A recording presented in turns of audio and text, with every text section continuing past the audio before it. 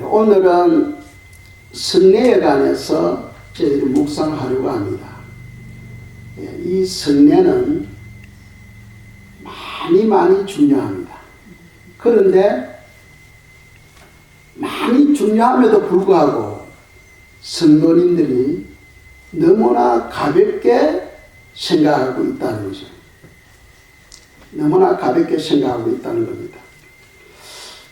성례에는, 교회 성례에는 두 가지가 있습니다. 하나는 세례식이 있고 또 하나는 성찬식이 있습니다. 세례와 성찬이 두 가지가 있습니다. 그 두 가지가 많이 중요함을 오늘 말씀을 통해서 깨달으시기를 축복합니다. 특별히 교회는 주 예수 그리스도를 구주로 믿고 또 섬기는 자는 반드시 이 성례에 참여할 수 있도록 권고하고 있다는 거예요. 그래서 성도님들은 성례에 대해서 잘 알고 있어야 됩니다. 그래야 여러분들이 복을 받아요. 자, 어떤 사람이 성례에 참여할 수 있을까 하는 것에 대해서 먼저 이해를 하려면은 성도가 누구인지를 알아야 돼요. 성도. 왜 그러냐면 성도가 성례에 참석할 수 있기 때문입니다. 성도하면은 주 예수 그리스도를 믿는 모든 사람이 다 성도죠. 주 예수 그리스도를 믿는 모든 사람들이 다 성도입니다. 성도 안에 목사도 있어요. 또 장로, 권사, 집사가 다 성도 안에 있습니다. 그걸 여러분들이 이해를 하셔야 돼요. 그러니까 성도 하면은 거룩할 성, 무리 도자입니다. 거룩한 백성들이 모여 있는 것을 성도라는 거예요. 성도는 세상과 분리되었다는 겁니다. 거룩이라는 뜻은 본래 나누다, 분리하다 이런 뜻이거든요. 세상과 분리되었다는 거예요. 세상과 분리되었다. 그래서 성도 하면은 가장 존귀한 이름입니다. 성도가. 그 목사도 성도예요.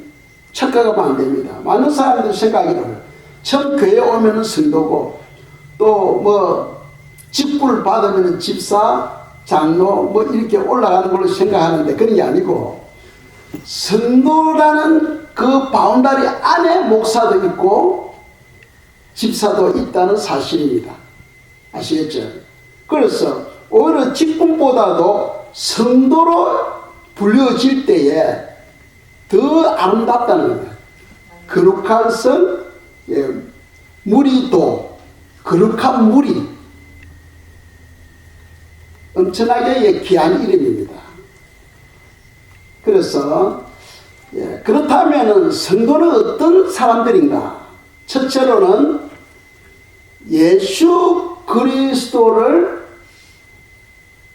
구주로 믿고 그리고 예수님이 사람이 몸을 입고 이 땅에 오신 것을 믿는 사람들이에요. 또 성도는 예수님은 바로 하나님의 아들이다 하는 것을 믿는 사람들입니다. 또 성도는 죄에 대하여 죽고 의에 대하여 살아가는 사람들이에요.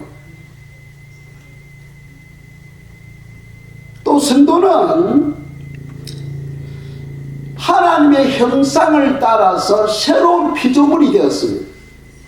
우리들은 예수 안에서 새로운 피조물이 된 거예요. 그걸 우리가 잊어버리면 안 됩니다. 그래서 우리가 의를 사랑하며 죄를 미워하며 우리가 살아야 되는 거죠. 그 새로운 피조물이 되었는데 뭐 또 다른 신을 섬긴다든지 하면 안 되죠. 우리는 완전히 예수 안에서 새로운 피조물이 되었다 하는 것을 성경은 우리에게 말씀하고 있습니다. 또 성도는 예수 그리스도 안에서 하나님의 자녀가 되었다는 거예요. 큰 영광이죠. 하나님의 자녀가 되었다. 큰 영광입니다. 그리고 또 성도는 주님이 다시 오실 때에 우리는 영원한 부활체로 변화되어진다는 것을 믿는 사람들이에요. 때가 되면 주님이 다시 오실 때 우리는 신령한 몸으로 변화되게 되는 겁니다. 이런 성도들이 바로 성례에 참석할 수 있다는 거죠. 그 성례에는 두 종류가 있다 했습니다.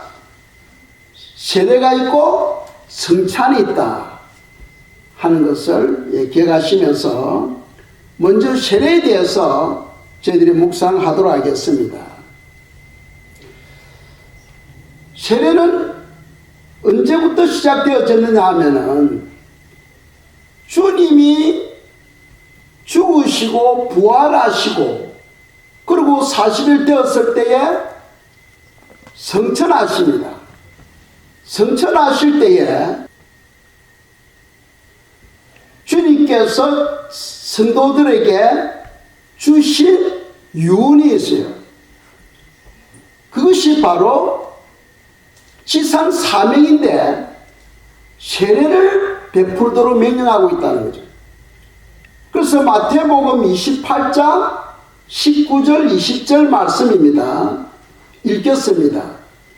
그러므로 너희는 가서 모든 민족을 제자로 삼아 아버지와 아들과 성령의 이름으로 세례를 베풀고 내가 너희에게 분부한 모든 것을 가르쳐 지키게 하라. 볼지어다 내가 세상 끝날까지 너희와 항상 함께 있으라 하시니라. 아멘. 그 19절에 보시면은 아버지와 아들과 성령의 이름으로 세례를 베풀고 하고 명령하고 있어요. 언제 명령하셨습니까? 성천하시기 직전에 주님께서 성도들 하여금 세례를 베풀고 또 세례를 받도록 명령하셨다는 거죠. 그러니까 가장 중요한 시기에 주님께서 명령하셨기 때문에 이 세례식이 중요하다 하는 것을 우리가 알아야 되는 겁니다. 뭐 또 세례의 종류에는 몇 가지가 있죠. 첫째로는 물속에 잠그는 이머션, 침례가 있고 또 장로교 같은 데서는 물을 찍어서 또 세례를 주는 경우도 있죠.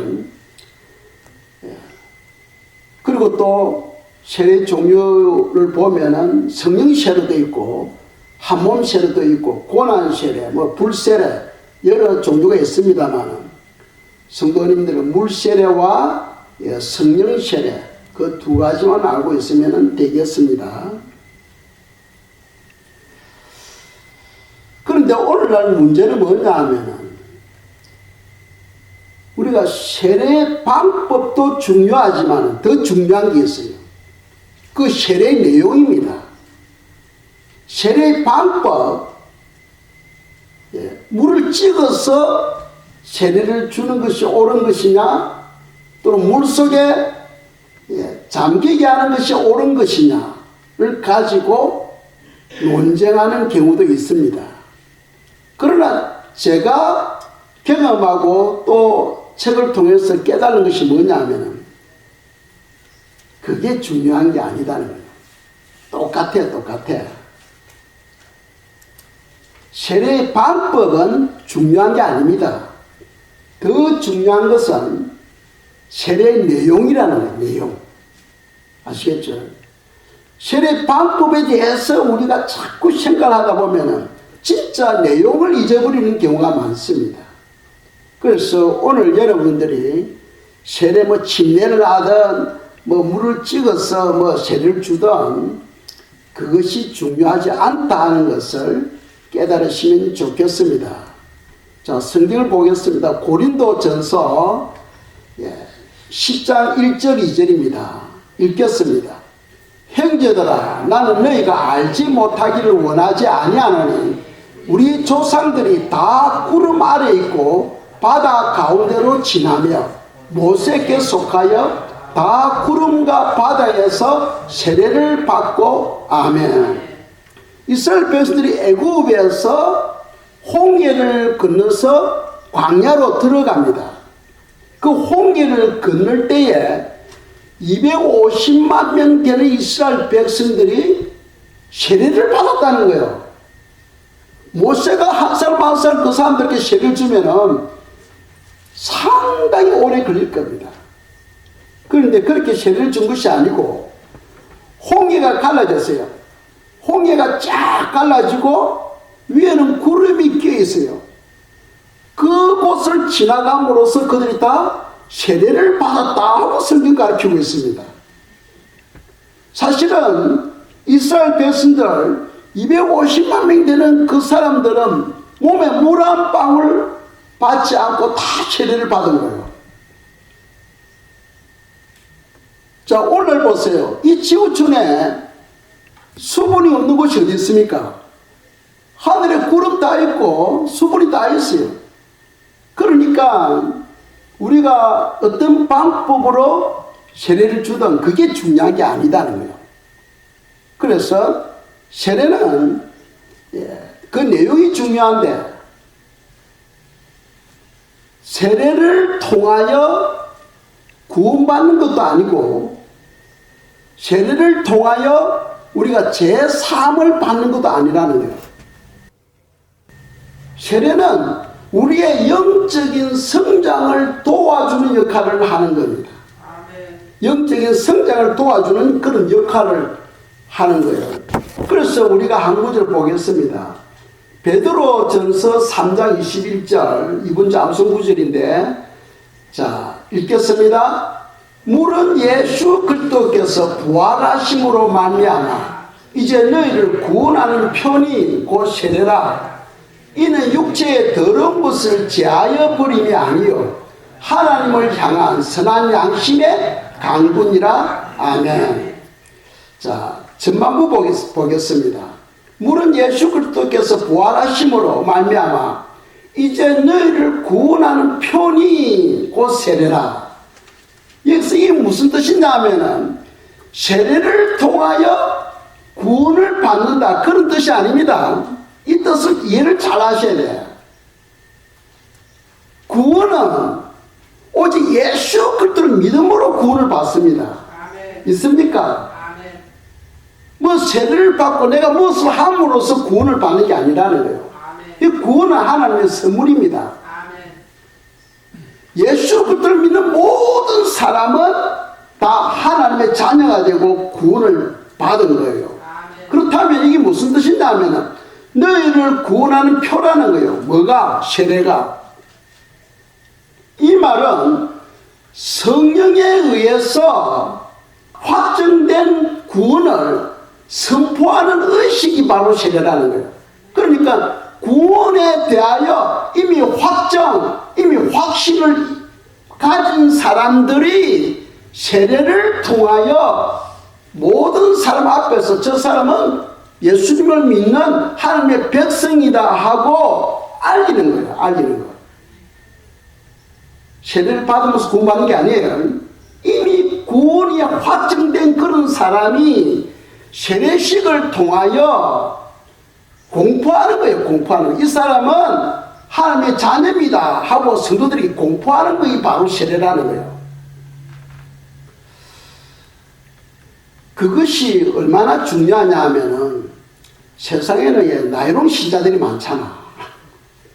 교회는 다니는데 신앙이 없어. 그것도 나이로운 신자예요.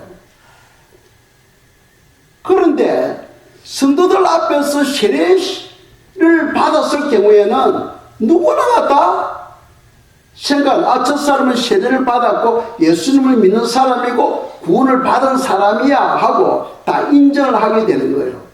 그것이 얼마나 중요하냐 하면은 그렇기 때문에 사람들 앞에서 말하는 것, 행동하는 것을 절제하게 되는 거예요. 절제하게 되는 거예요. 누가 보더라도 아, 저 사람은 세례를 받은 사람이야, 저 사람은 구원을 확실히 받은 사람이야 하고 인정할 때 행동이나 말투 자체가 조심하게 되잖아요. 그래서 그것이 영적 성장에 큰 도움을 준다는 거예요.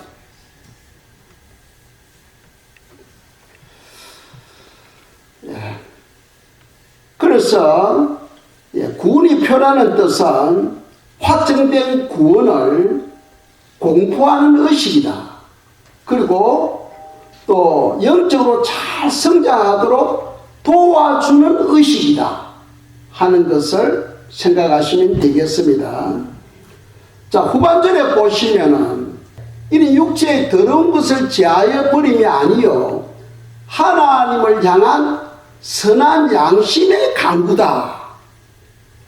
그러니까 세례는 육체의 더러운 것을 제하는 것, 즉 제사함을 받는 것이 아니라는 거예요. 사람들이 생각할 때 세례는 우리 죄를 씻는 하나의 의식으로 생각하는데 그게 아니다는 거예요. 아시겠죠? 구원도 아니고 죄를 씻는 의식도 아니다는 거예요. 그래서 육체의 더러운 것을 제하여 버림이 아니요 했습니다. 뭐라는 겁니까? 하나님을 향한 선한 양심의 강구라는 거예요. 이 말은 선한 양심의 강구다. 이 말은 무슨 말이냐 하면은 죄에 대하여 죽고 의에 대하여 살아가는 것을 결단한다는 거예요. 결단한다. 나는 세례를 받았으니까 이제 나는 죄하고는 관계가 없고 의에 대하여 나는 살아가야 돼 하고 자기 스스로 결단하고 그렇게 살려고 힘쓴다는 거예요. 그런 사람들에게 하나님께서 그렇게 살도록 힘 주시고 은혜 주신다는 겁니다. 그게 바로 세례라는 거예요. 그러니까 세례는 구원도 아니고 또 죄를 씻는 것도 아닙니다. 세례라는 것은 우리 선한 양심의 강구다. 그러니까 영적 성장을 위해서 우리에게 도움을 주는 의식이라는 거예요. 그것을 우리가 기억하고 계시면 되겠습니다. 자, 갈라디아서 3장 27절입니다. 제가 읽겠어요. 누구든지 그리스도와 합하여 세례를 받은 자는 그리스도로 옷 입었느니라. 아멘. 이 옷은 사람의 신분이나 성품을 표현하잖아요. 학생이 학생복을 입고 있으면 저 사람은 학생이야. 군인이 군복을 입고 있으면 저 사람은 군인이야 하는 것처럼 이 의복은 그 사람의 신분과 그 사람의 성품을 표현하기도 해요. 그러니까 세례받은 성도들은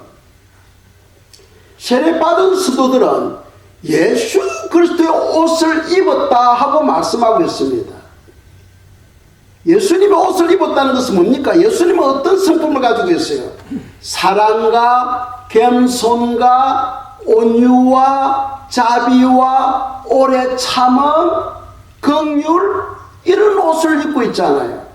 그러니까 세례받은 성도들은 그런 옷을 입고 있어야 돼. 그래서 누가 보더라도 아, 저 사람은 예수 믿는 사람이야 하고 보여져야 된다는 겁니다.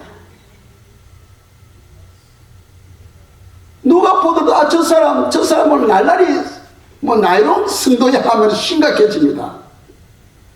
아, 저 사람은 사기꾼이야 하면 심각해지는 거예요. 성도는 그리스도의 옷을 입어야 돼. 세례를 받은 성도들은 이미 하나님의 자녀로 인정을 받았기 때문에 그리스도의 성품이 우리를 통하여 드러나야 되는 거예요. 아, 저 사람은 겸손한 사람이야. 저 사람은 온유한 사람이야. 저 사람은 긍휼의 사람이야. 저 사람은 사랑의 사람이야 하는 그런 인격이 우리로부터 다른 사람들께 보여져야 된다는 겁니다. 그게 나타나야 돼요. 제가요, 어디를 가든 사람들 만나면은 가만히 훑어보고는 목사님이시죠? 하더라고. 뭐, 제 명찰에 목사라고 안 적혀 있는데도 불구하고, 예, 어디 가서 이야기하면 아래 위로 쭉 보더만, 혹시 목사님 아니십니까? 하더라고. 그와 같이, 다른 사람들이 여러분들을 볼 때에 그리스도의 그런 성품이 보여져야 된다는 거예요. 어떤 사람이 세례를 받은 사람. 아시겠죠? 그래서 세례가 진정 무엇인지를 우리가 알아야 됩니다. 그래서 세례 받은 사람은 선한 양심을 시험으로 인해서 악한 길로 가지 않는 거예요. 자기 그 선한 양심을 세워서 악한 길로 가지를 않아요. 세례받은 사람은 우리가 살아가는데 여러 가지 유혹이 오잖아요. 그런 유혹이 오더라도 선한 양심으로 인해서 승리하는 삶을 살아가는 거예요. 믿음의 삶을 살아가는 거예요. 그런 사람을 보면 성경에 보면 많이 나오죠. 예를 들어서 사드락에서 아벤누고를 예를 든다면은 느부갓네살 왕이 평지에다가 금신사를 만들었어요. 악기를 불 때 모든 사람들이 다 그 앞에서 절을 하도록 했습니다. 그런데 악기를 부니까 다 사람들이 땅에 엎드려서 금신사에게 절을 하는데 사드락에서 아벤누고는 가만히 서 있는 거예요. 왜 서 있습니까? 우상 숭배를 할 수 없잖아. 그러니까 이제 고발에 의해서 느부갓네살 왕이 세 사람을 부릅니다. 너희들 왜 절하지 않니? 하니까 우리는 우리 하나님을 믿기 때문에 우상에게 절을 할 수 없습니다. 왕이 막 화가 나가지고 평소보다 7배나 더 뜨겁게 하라 해가지고 불을 피우고는 사드락에서 아벤누고를 밧줄로 묶어가지고 불 속에 던져버리죠. 불이 타요 안 타요? 타질 않습니다. 하나님을 경외하며 하나님을 의지하며 하나님을 믿는 그 믿음 때문에 하나님께서 그들을 지켜주는 거예요. 그 불 속에 들어가도 머리카락 하나도 걸리지 않습니다. 이 대단한 믿음이잖아요. 대단한 믿음. 그러니까 세상과 타협하지 않는 거예요. 우리가 볼 때는 왕들에게 순종하라는 말씀이 있죠, 성경에.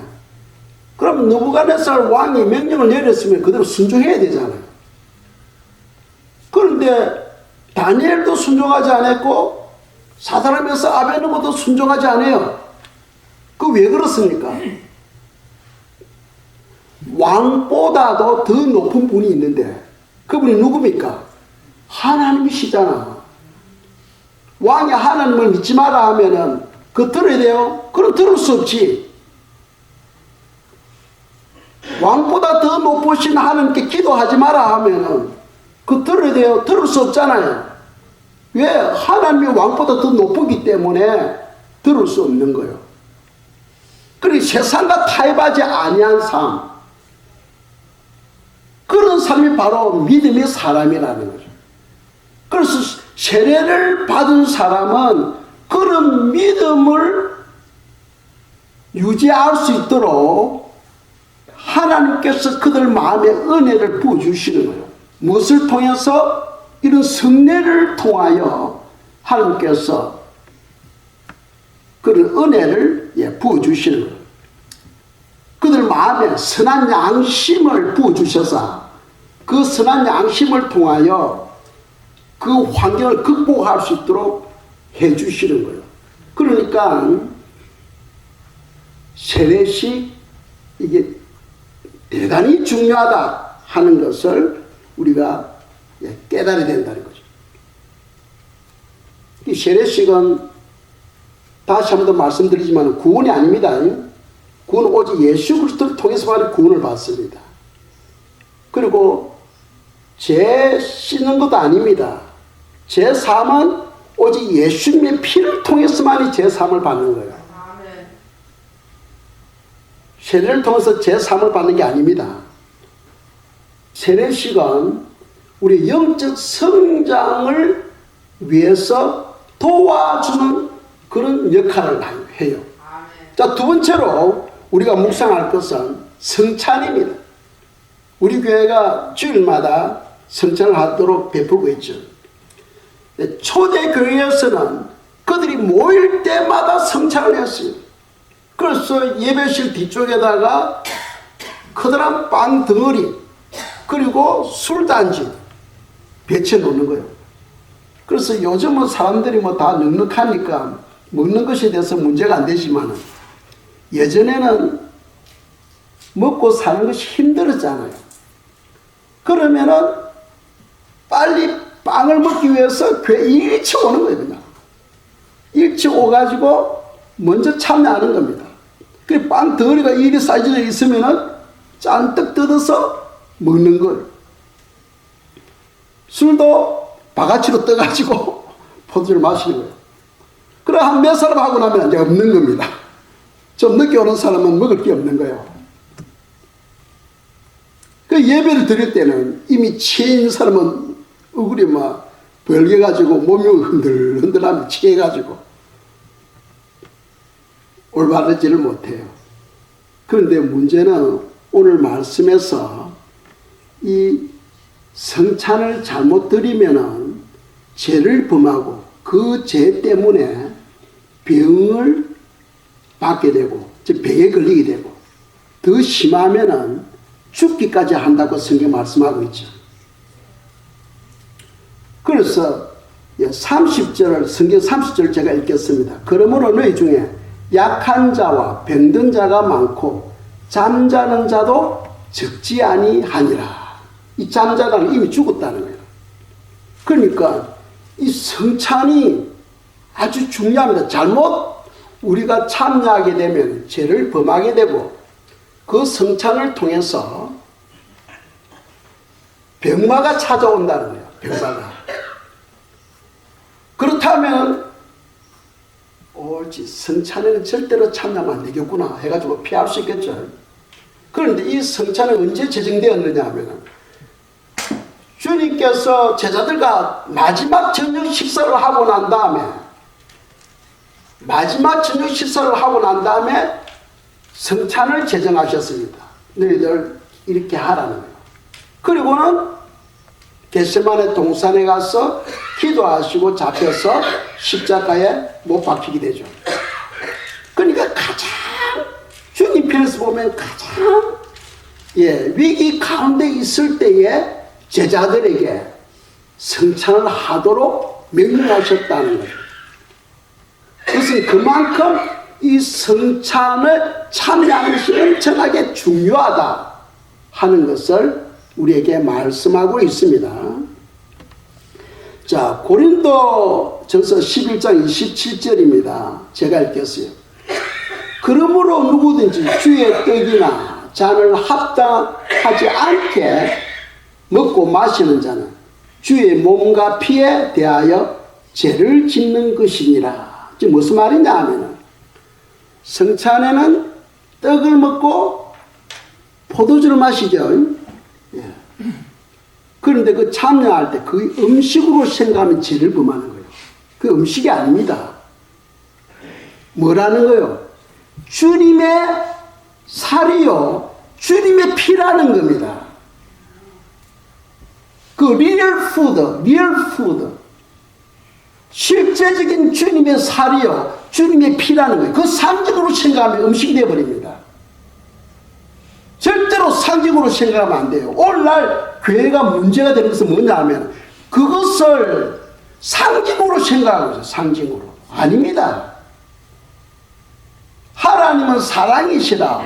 우리로 하여금 거부감이 없도록 하기 위해서 주님의 살을 빵으로 바꿔주신 거예요. 피를 포도주로 바꿔주신 거예요. 예를 든다면 가나안 혼인잔치에 포도주가 떨어졌어요.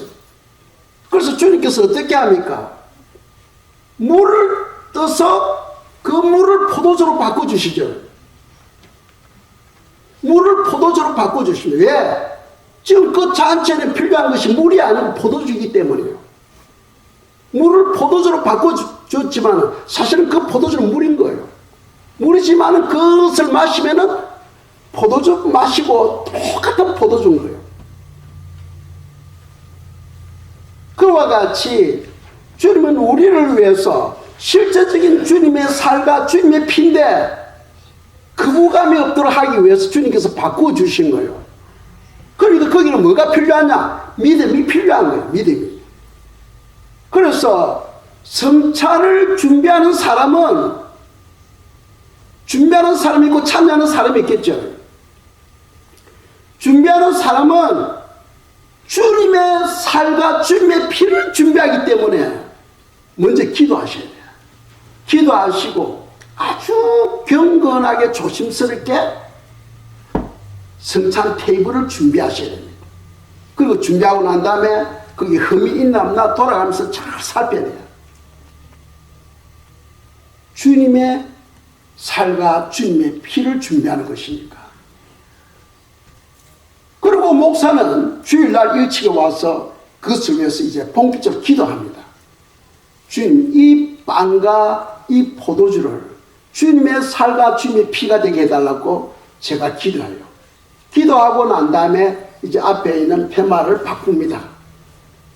참 누구나 다 참여할 수 있도록 제가 바꾸는 거예요.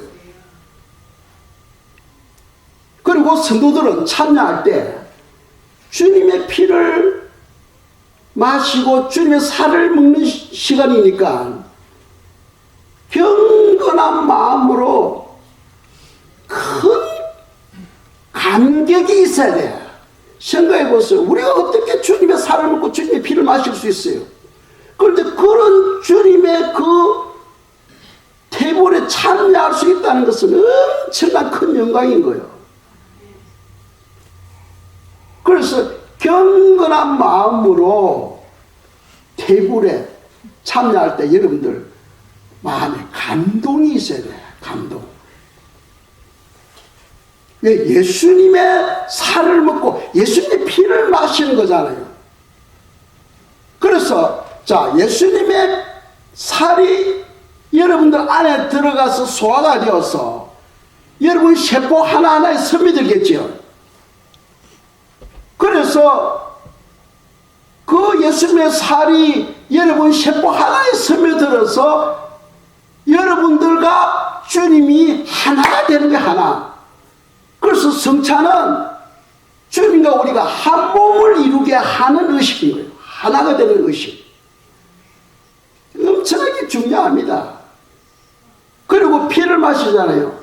예수님의 피는 제3, 우리의 모든 죄는 예수의 피를 통해서 성결함을 받으니까 예전에는 성찬에 참여하려면 죄가 없어야 된다 했어요.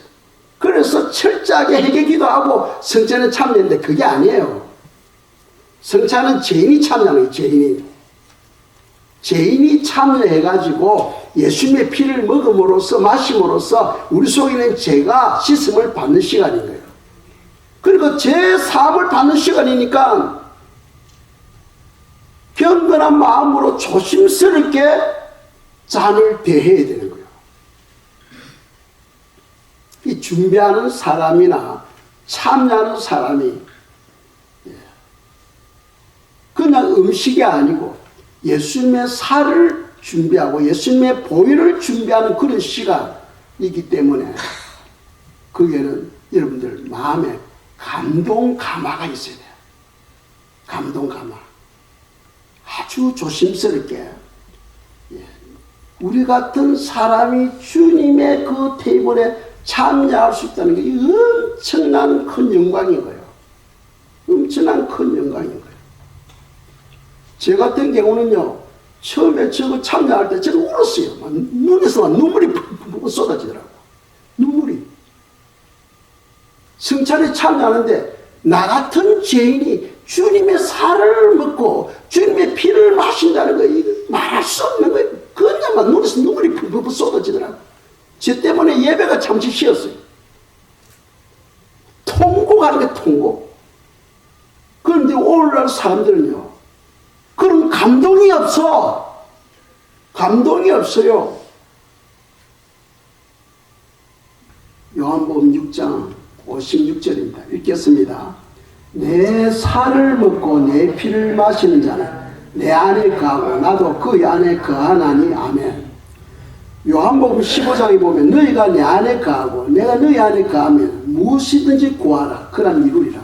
기도 응답이 이루어지게 되고 많은 열매를 맺게 되고 기쁨이 충만하게 된다고 요한복음 15장에서 말씀하고 있어요. 그 우리가 어떻게 주님 안에 거합니까? 주님의 살과 주님의 피를 먹고 마심으로써 우리가 주님 안에 거하게 된다고 성경은 말씀하고 있는 거예요. 그러니까 이 성찬에 참여하는 것이 얼마나 중요한가를 말씀하고 있어요. 요한복음 6장 53절입니다. 읽겠습니다. 예수께서 이르시되 내가 진실로 진실로 너희에게 이르노니 인자의 살을 먹지 아니하고 인자의 피를 마시지 아니하면 너희 속에 생명이 없느니라. 그러니까 세례식은 한 번이면 되지만 성찬은 많이 참여하면 많이 참여할수록 여러분들이 예수 그리스도화 되어가요. 예수님의 성품으로 변화되어가요. 여러분 속에 예수님의 생명이 점점 충만해져 가는 거예요. 그래서 우리 예배 시간마다 준비하고 있는 거예요. 너희 속에 생명이 없다. 예수님의 살을 먹지 않고 예수님의 피를 마시지 않으면 그 속에 생명이 없다는 거예요. 성찬에 참여하면 참여할수록 여러분에게 풍성한 생명, 넘치는 생명이 여러분 속에 임하게 되는 거예요. 이거 얼마나 중요합니까? 한 구절 출애굽기입니다. 출애굽기 20장 24절입니다. 읽겠습니다. 내게 도탄을 쌓고 그 위에 내 양과 소로 너 번제와 화목제를 드리라. 내가 내 이름을 기념하는 모든 곳에서 너게 임하여 복을 주리라. 아멘. 24절 전반부에서는 예배에 대해서 말씀하죠. 구약에서는 제사였고 지금은 그 제사가 예배로 바뀌었잖아요. 자, 24절 후반부에 보면은 내가 내 이름을 기념하는 모든 곳에서 너게 임하여 복을 주리라. 성찬에 참여는 기념하는 거죠. 기념하는, 주님을 기념하는 건데 이 기념하는 곳에는 주님께서 오셔서 그런 사람들에게 복을 준다고 약속하고 있는 거예요. 그러니까 성찬 테이블 앞에 설 때마다 여러분들은 지금 복 받는 시간이다 하고 그런 믿음을 가져야 돼요. 복 받는 시간입니다. 그 복 받는 시간을 그냥 놓쳐버리면 안 돼요.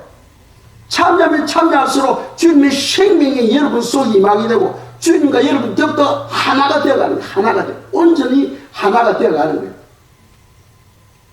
그래서 여러분 영적 성장에 큰 도움을 주는 거예요.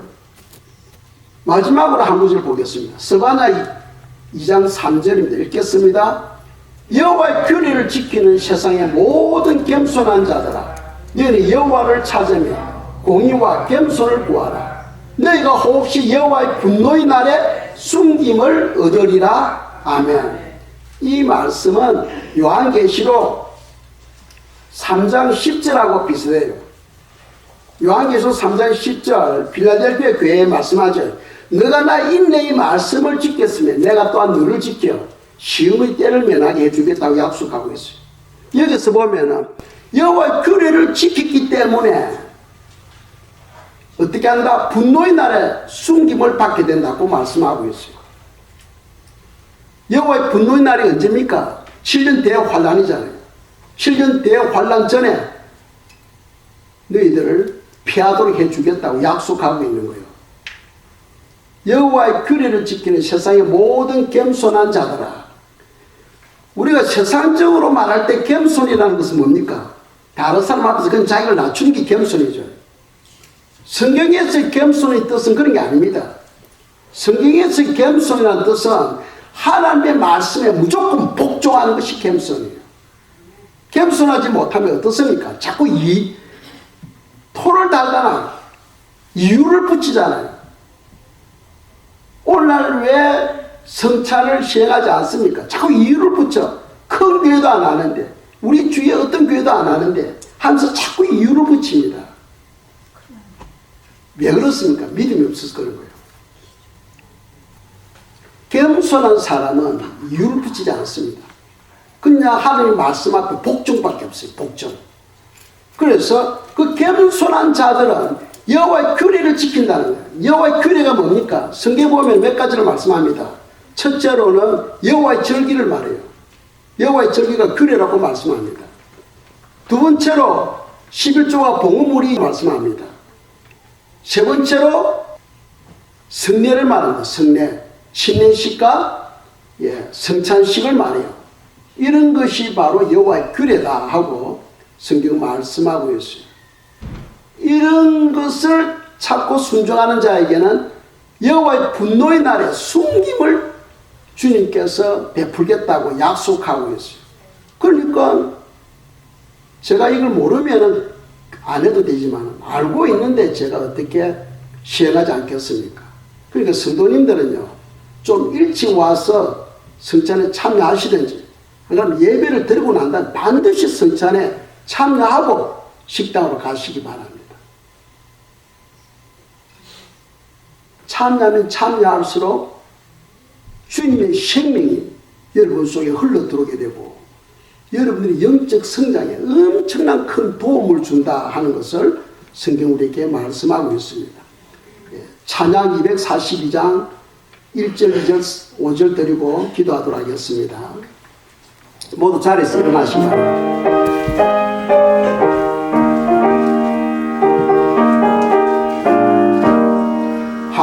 한무지가 장미꽃같이 피는 것을 볼 때에 그 속 안에 노래 부르며 거룩한 길 다니리 거기 거룩한 그 길에 검은 구름 없으니 낮과 같이 맑고 밝은 거룩한 길 다니리 하나님의 아름다움과 그의 영광 볼 때에 모든 괴로움 잊어버리고